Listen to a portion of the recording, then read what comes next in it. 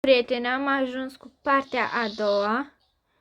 Iar acum hai să vedem cum putem să ieșim, pentru că tot este închis. Deci nu pot să intru, să ies de fapt peste tot, că e închis.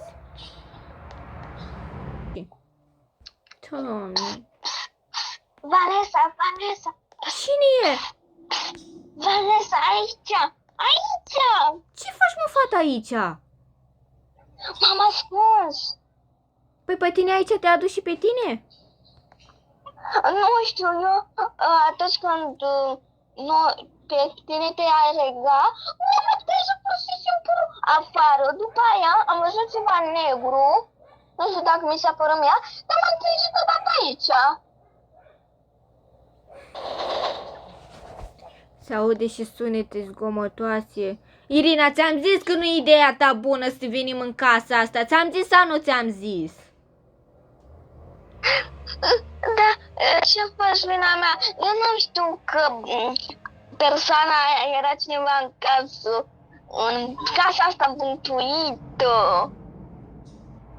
Înțelegi-mă, nu am fost eu de bine, nu am înțeles că, wow, a fost cineva în casa asta, nu am înțeles. Eu făceam așa, ziceam că, wow, o să găsim o casă și gata. Nu credeam că dăm de femeia aia. Hai, poate putem să deschidem asta aici. Ia, hai, bagă mâna în ea. Trage! Trage!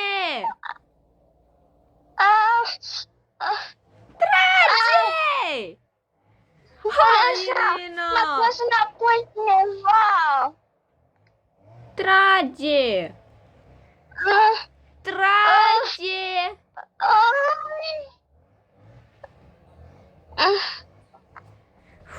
Of! Hai, Irina, trage!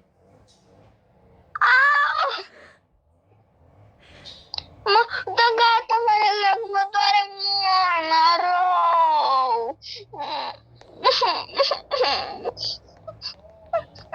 Atunci, hai atunci să scăpăm, Doamne, iartă-mă de aici, haide! Uite, trage de aici, că precis aici să rupi lanțul ăsta. Hai! Trage, bagă mâna în el! Hai că poți! Hai. S-a scos o bucată de fapt. Hai! Trage tare!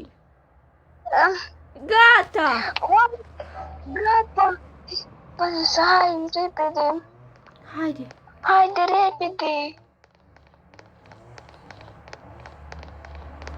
Hai să te iau în brațe! Lasă că mă descurc singură. Haide! Ce-i aici? Vanessa, unde am ajuns? Irina, Vanessa, unde am ajuns? Vanessa, hai! Vanessa, hai repede! Înapoi, ce se întâmplă? Vanessa, hai repede! Taci, Irina, că nu este nimeni. Vanessa, repede! Irina, nu se întâmplă absolut nimic. Ea nu este aici, că dacă era aici, vinea la orice oră, la orice secundă. Înțelegi odată că ea nu e aici. Ce nu înțelegi? Vino înapoi! Ce-ai făcut? Ce-ai făcut? Irina, ce-ai pățit, Irina?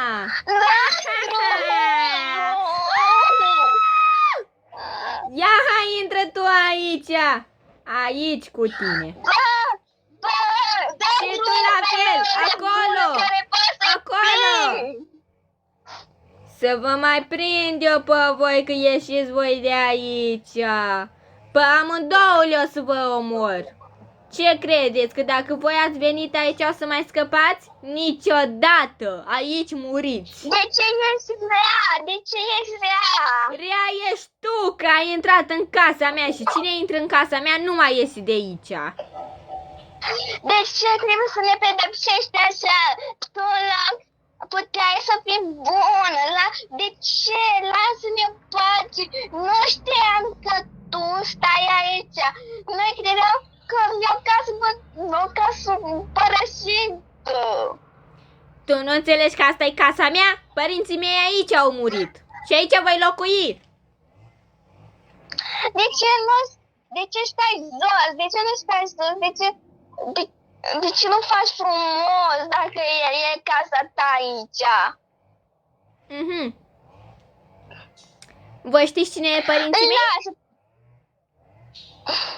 Cine? Regele și regina Brookhavenului, normal. Și de ce ei erau buni? Tu de ce ești rea? Că pot și că îmi permit. Mama ta și tata ta o să sufere când vede că tu faci așa ceva. Tu să închizi gura, fetica, ai înțeles? Că tu prea mult vorbești. Pentru că sunt pe listă și că vreau și că pot. Cum tu ești rea, așa sunt și eu. Irina, tu chiar ești tupeistă? Mm? Tu ești tupeistă? Mă lași și tu. Ia, gata! Aici vă este locul. Ați înțeles? La revedere! Da. Să crezi tu. Las că pun eu mâna pe nu mai tine. comenta și tu! Prea mult comentezi, numai din cauza ta! Vanessa. Uite ce am aici. Ce faci cu ăla? Taci. Că cine știe, poate vine acum. Stai să văd dacă e aici. Hai să mă stai așa puțin.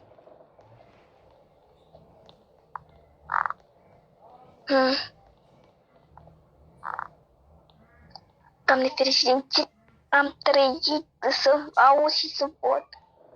Nu pot să cred așa ceva.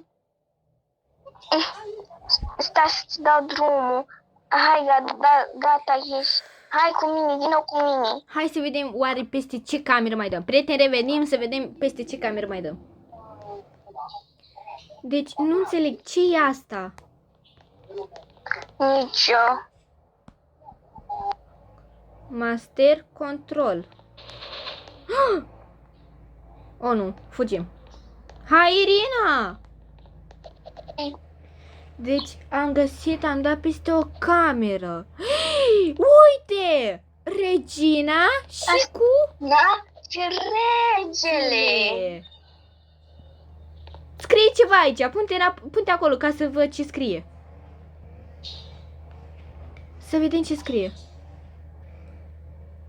Icon. Oferă tot în acest câmp. Toate dorințele voastre lumești pot fi îndeplinite. Nu trebuie să te gândești, doar urmărește-mă și știu ce este cel mai bun pentru tine. Trăiește cea mai bună viață fără alți grijă. Pentru că ești un rege, poți să stai lângă mine în regatul meu.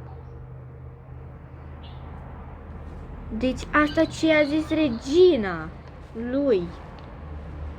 Și uite, uite, aici trebuie să băgăm un cod. Oare ce cod? Vanessa, dacă vine aia. Nu vine. Ce faci cu toporul ăla? Și pistol. Probabil că aici...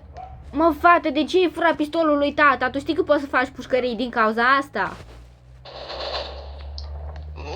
Da, știi cum poți să-l fac? Poți să-l fac roz. Doamne ferește, ce nebună e. Știu că e ceva de ce, că am văzut-o cum intra în casa aia și am crezut că e un copil, nu mi-am dat seama că era ea. Și uite că de ce s-a întâmplat, vreau acasă, vreau să dorm, vreau să fiu ăla. Vanessa? Nu mai împușca. Vanessa? Ha-ha! Ia tu! Stați, nu mă împușcați! Ce cautați voi în camera părinților? Am dat din ea când voiam să fugim de tine. După cum bine vedeți, asta este camera părinților mele. Asta este tatăl meu. Știu, Asta este mama mea.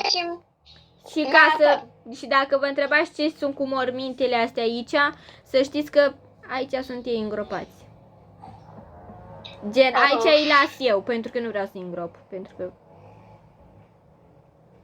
nu pot să fac una ca asta. Dar tu te gândești că tu, când ești rap cu oamenii de genul, părinții tău, poate, nu vor să se întâmple asta, nici nu mai știu să vorbești din cauza ta. Da, știu asta, am fost ca rea cu voi. Dar așa sunt eu. Toată viața mea am fost rea.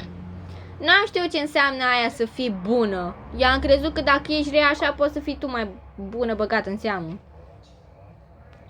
Nu, dacă tu ești rea, uite-te la mine. Eu sunt o stupențită și da, uneori eu sunt rea și eu. Rea și încăpățânată. Rea și încăpățânată, că i-a zis odată mama să spele vasele, nici de ele nu s-a întins. Dar și asta e bună și mereu ar fi. Și eu sunt invidios pe ea, că am venit să-i dau cu toporul în cap de deștele verzi, așa. Da, ia mai taci tu că-ți dau cu lanterna asta în cap. Ai crezut că ai uitat că am toporul cu mine. Termină-te, că o să te spun lui mama, nesimțit-o care ești. Da, gata, că m-am săturat așa de tine, mereu. Tăceți! Ce tot aveți de vă certați într-una? În fața mea vă dați mari că vă certați că sunteți două surioare care sunt cele mai bune. Ia plecați mai repede din casa asta, să nu vă mai aud pe aici. Vanessa, am plecat. Vanessa, la revedere. Mai din cauza ta. Fă, tu vezi poza asta? Da, știu, și dacă apeși pe ea te dă aici. E numai din cauza ta. Ce din cauza mea? E vina mea că mă ameninți tu pe mine cu toporul. Opa! De ce nu putem ieși? Hei! De ce nu vrei să ne dai drumul? Hei! Alo! Mă aude cineva? Așa. Probabil nu. Are prințesa. Prințesa? Hei!